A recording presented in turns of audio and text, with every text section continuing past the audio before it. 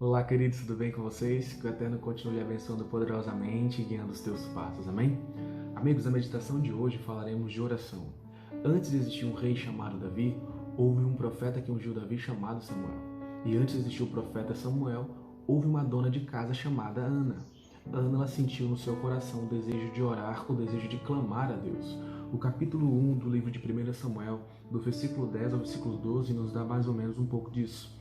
Diz o seguinte, versículo 10: Levantou-se Ana e com amargura de alma orou ao Senhor e chorou abundantemente. E fez um voto, dizendo: Senhor dos exércitos, se benignamente atentares para a aflição da tua serva, e de mim te lembrares, e da tua serva não te esqueceres, e lhes derem um filho varão, ao Senhor o darei por todos os dias da sua vida, e sobre a sua cabeça não passará navalha. Demorando-se ela no orar perante o Senhor, passou Eli a observar-lhe o movimento dos lábios. Queridos, todo reavivamento sincero se inicia com uma oração.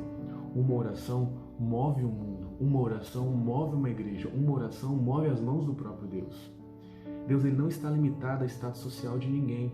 Talvez eu esteja falando hoje para uma dona de casa como Ana, talvez eu esteja falando para um grande CEO de uma empresa.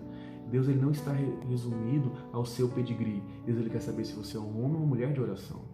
Algo interessante, amigos, que antes desse livro de 1 Samuel, nós temos o interlúdio antes dele, que é o livro de Ruth.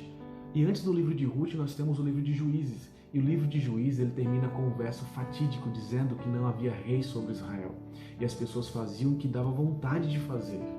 Então, vendo todo esse contexto, Ana, ela sente o desejo no seu coração de orar e clamar e pedir a Deus. Sabe por quê? Ana, ela estava cansada de sofrer nas mãos dos profetas. Ana estava cansada de ver o povo de Deus sofrendo nas mãos de Ofni e Finéias, vendo Eli acobertando as falhas de seus filhos. Então, Ana sente no seu coração o desejo de orar.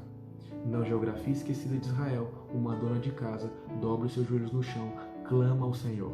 E algo interessante, queridos, que Ana não orou por um filho, Ana, ela orou por um profeta, e desse profeta ele ungiu um rei chamado Davi, e da genealogia de Davi veio o nosso eterno Jesus Cristo. Queridos, todo reavivamento sincero se inicia com uma oração. Uma oração move o mundo, transforma vidas, derruba as barreiras do pecado e move as mãos do próprio Deus. Mas algo interessante é que em nenhum momento da oração de Ana ela orou por um desejo, por um capricho, por vontades passageiras. Ana, ela orou e clamou a Deus porque ela tinha uma necessidade. Então você precisa discernir entre capricho, desejo, vontade e necessidade. Ela orou porque ela tinha uma necessidade, e algo interessante é que ela abençoou as pessoas com a bênção que Deus deu a ela. Se eu fosse dar uma definição de bênção para você, bênção é quando você recebe os recursos de Deus, você usa para honrar e glorificar a Deus e para abençoar a vida do próximo.